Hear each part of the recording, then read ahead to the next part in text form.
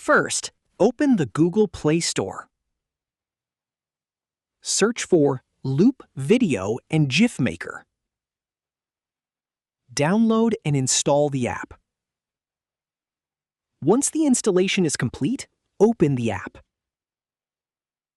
Allow the required permissions if prompted. Now tap on Video to GIF. Select the video you want to turn into a boomerang. Adjust the start and end points to choose the part of the video you want to use.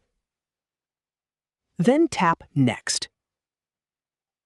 If you want, adjust the speed, direction, repeat, or duration of the boomerang. When you're happy with the result, tap Save in the top right corner.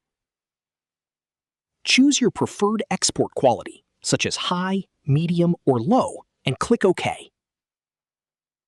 Wait for the export to finish. Now open the Instagram app. Swipe right or tap Your Story. Select the GIF you just created. Instagram will automatically display it as a boomerang. You can now add text, stickers, or music if you want. Then tap Your Story to post it. That's it. This is how you can turn a video into a boomerang on your phone.